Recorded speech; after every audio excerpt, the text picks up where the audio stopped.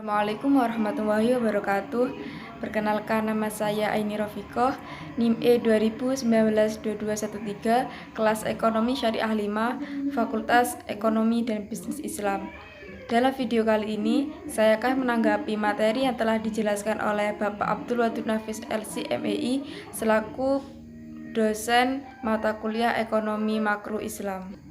Saya akan menanggapi materi ekonomi tiga sektor atau ekonomi tertutup dengan kebijakan pemerintah. Pengertian ekonomi tiga sektor adalah perekonomian yang meliputi kegiatan dalam sektor perusahaan, rumah tangga, dan pemerintah. Perekonomian tiga sektor masih bersifat perekonomian tertutup. Perekonomian tertutup berarti tidak melakukan aktivitas transaksi perdagangan ekspor-impor dengan negara asing. Pendapatan nasional pada perekonomian tiga sektor sudah melibatkan campur tangan pemerintah dalam aktivitas perekonomiannya.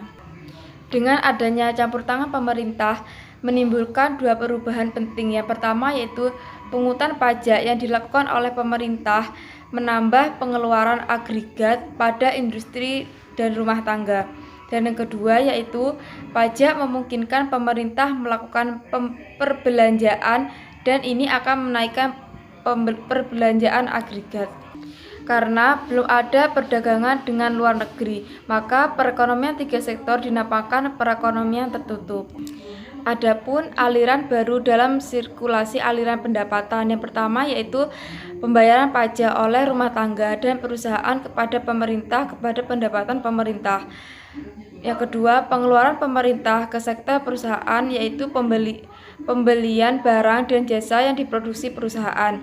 Dan yang ketiga yaitu aliran pendapatan dari sektor pemerintah ke rumah tangga dan I kepada pembayaran atas penggunaan faktor-faktor produksi rumah tangga dan I oleh pemerintah.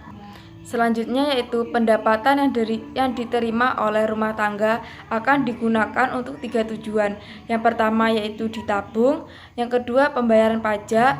Dalam keseimbangan berlaku persamaan Y sama dengan C plus I plus G, sedangkan tiap tingkat pendapatan nasional berlaku Y atau pendapatan sama dengan C plus S plus T. Dan yang ketiga yaitu membiayai konsumsi. Selanjutnya yaitu syarat keseimbangan. Penawaran agregat sama dengan agregat demand. Dalam perekonomian yang tidak dilakukan perdagangan luar negeri, AS sama dengan Y.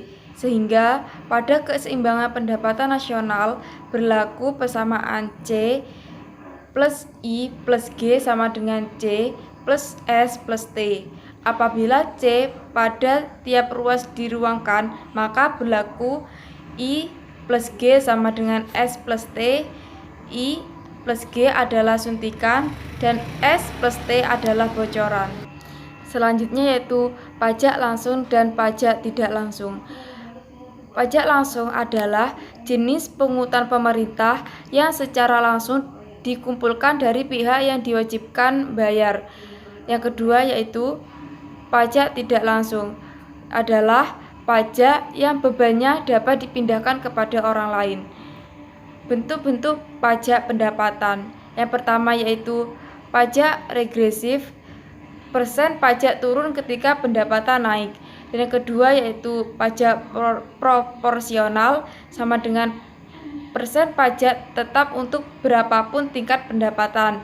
Dan yang ketiga yaitu pajak progresif sama dengan persen pajak naik ketika pendapatan naik. Yang terakhir yaitu efek pajak terhadap konsumsi dan tabungan.